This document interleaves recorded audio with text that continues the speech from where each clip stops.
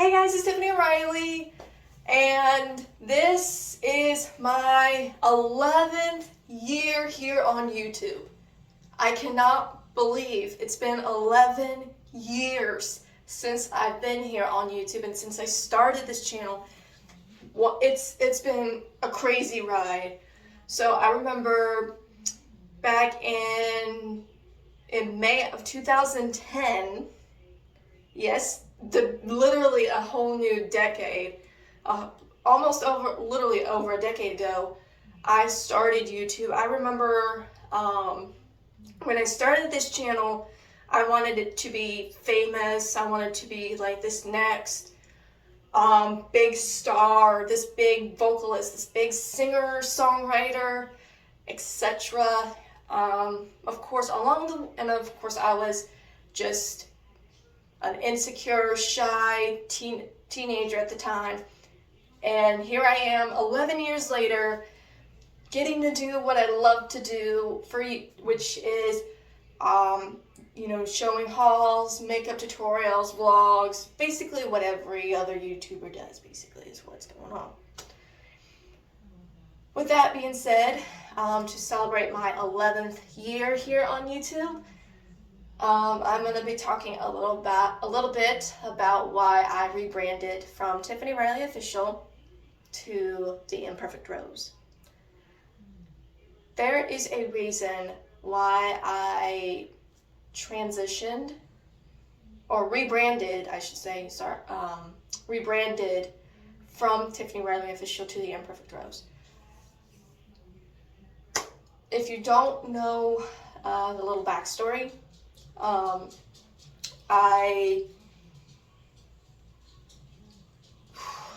it's been almost 3 years since a small incident, or I wouldn't say it was really a small incident. It was just my ego getting to me and just like all this other stuff.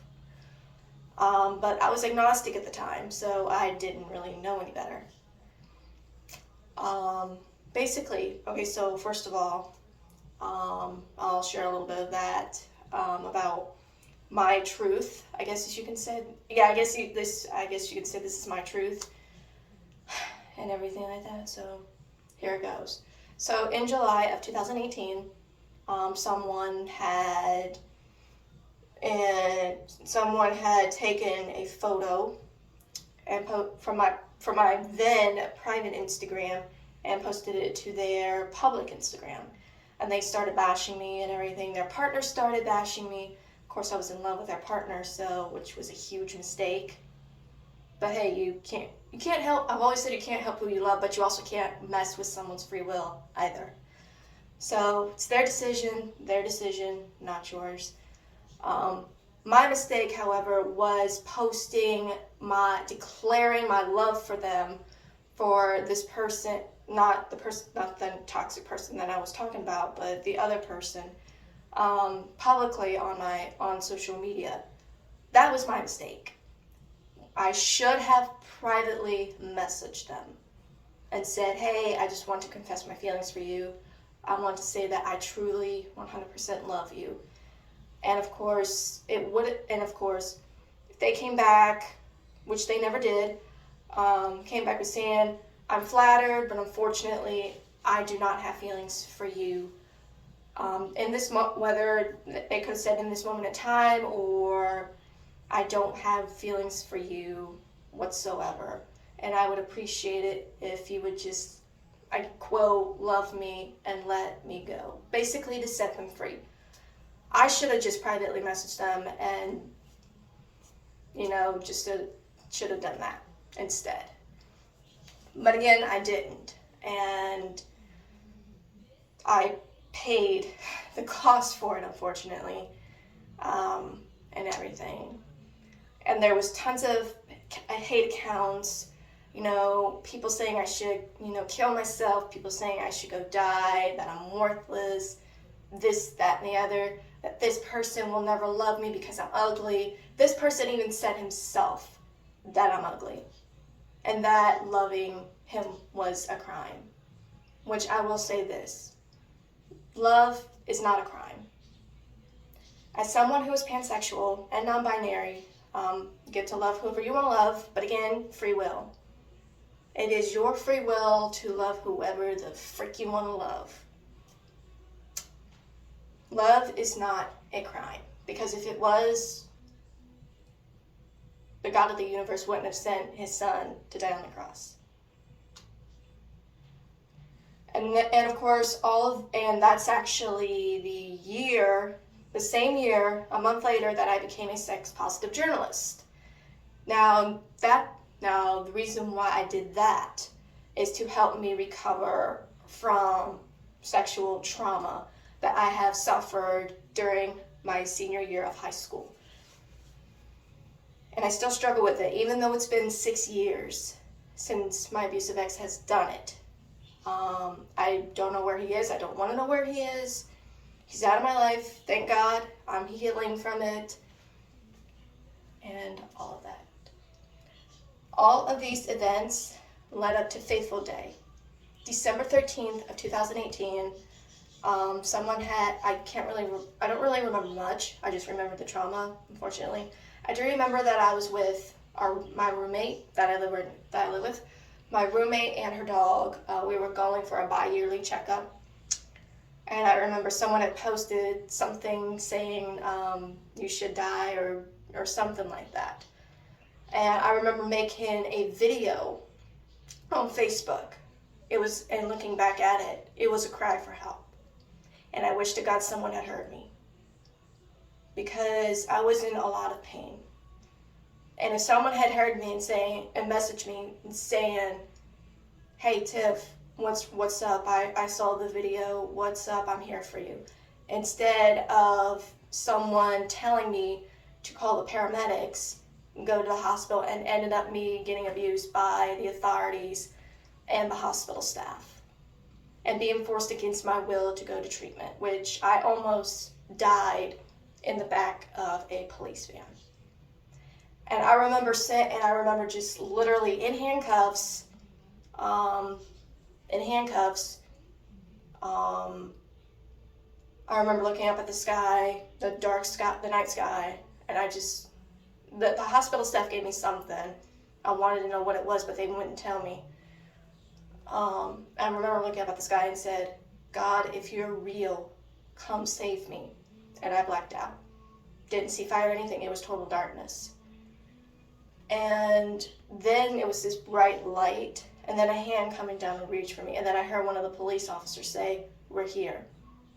We were at the treatment center. The treatment center did not help me whatsoever. The treatment center that I was at did not help me whatsoever. And the treatment center that I was at did not help me whatsoever. It only made me more depressed. I was released 72 hours later, and everything like that. And it just went from there. I started believing in a God a little bit, but not much. The haters were still attacking. Fortunately, family had gotten involved. Unfortunately, this person who I was having conflicts with got my family involvement, decided to manipulate my family. So I decided to cut my family off because of that. Haven't spoken to my own family in 4 or 5 years, and I never will speak to them, which is okay. I don't really care, if I never speak to them, because sometimes family, even if it's your own blood, can be toxic, and you have no other choice but to cut them off, for your own health and for your own, for your own spiritual and mental health and everything like that. So, and everything, and then some events happened in late 2019. Unfortunately, that's when my world started to crumble.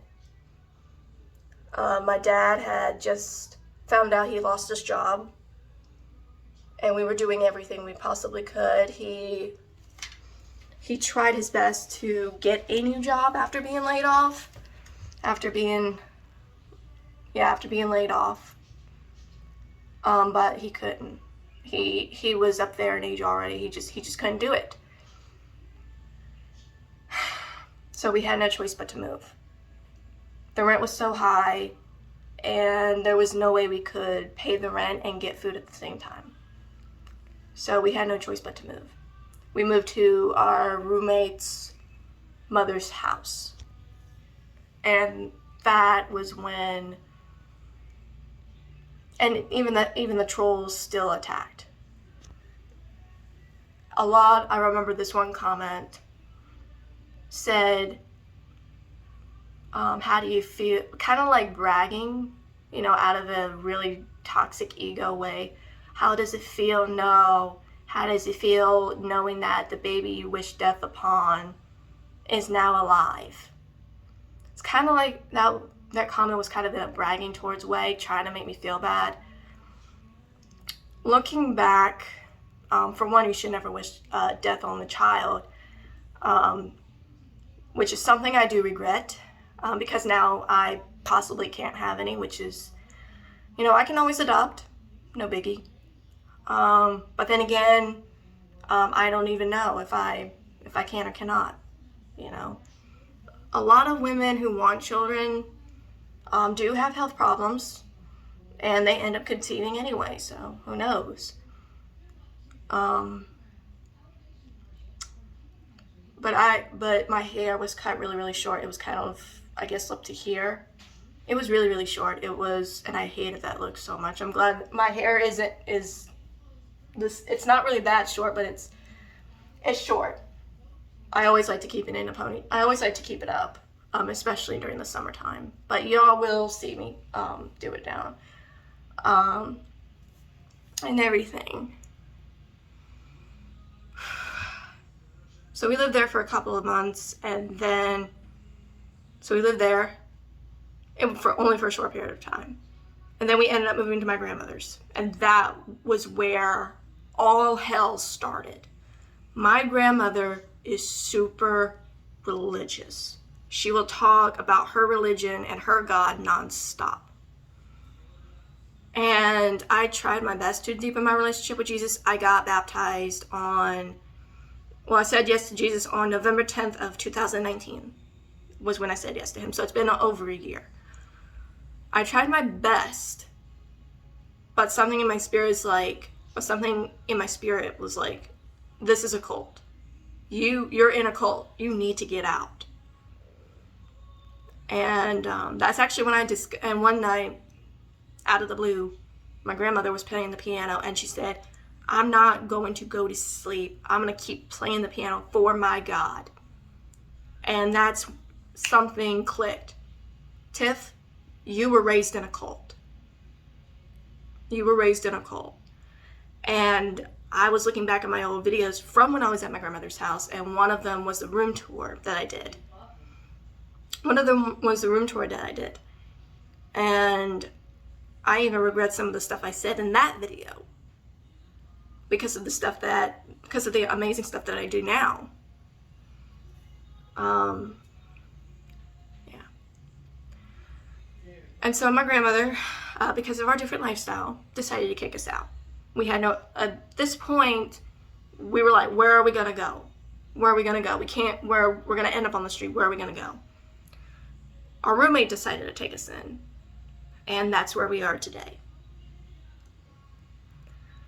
It's been a hell of a ride. And so I remember I'm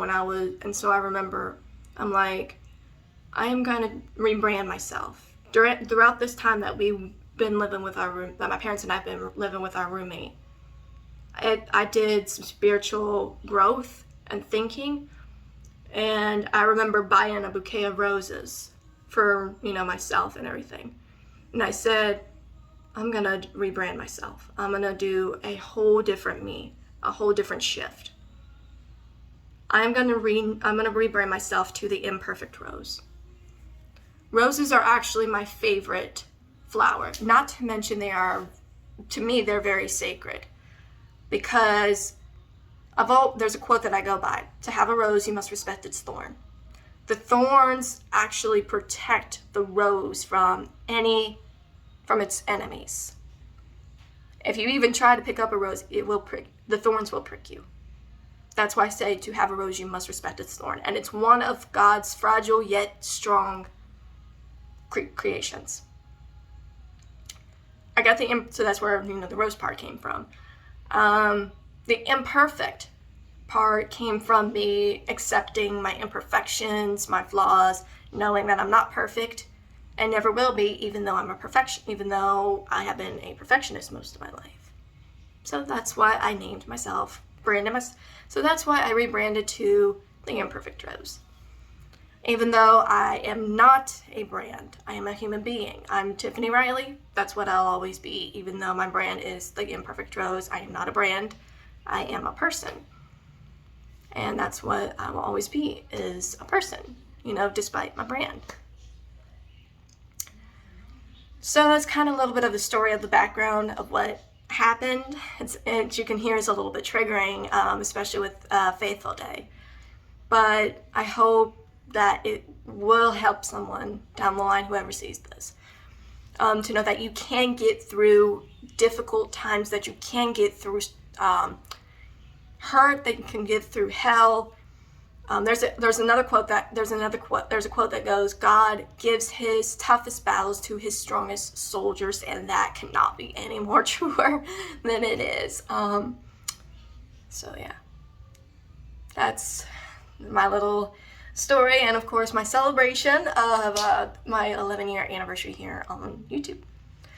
And before I go, I want to kind of explain a little bit of the meaning behind my hair. So first of all, this is not a wig. As you can see, my roots are starting to show really bad. I recently tried to trim my bangs, but didn't turn out well. So the blonde represents the light coming through, and then the black represents, at the tips, represents my past or the darkness dripping off. So yeah, and no, I did not get the sides of my head shaved. It's still there. The hair's still there. It's just kind of hard to see because it's a little bit hazy here in the bathroom. I'm actually in the bathroom right now, so it's a little bit hazy. But yeah, I still have hair. It's probably just not showing well because it's hazy and everything like that. So yeah. Anyway, I hope you guys are doing well, and yeah. So yeah, here's to the number 11, 11 years on YouTube and everything like that. So I love you guys, and I hope you guys are having an amazing day, night, wherever you are in the world, and I'll talk to you guys later.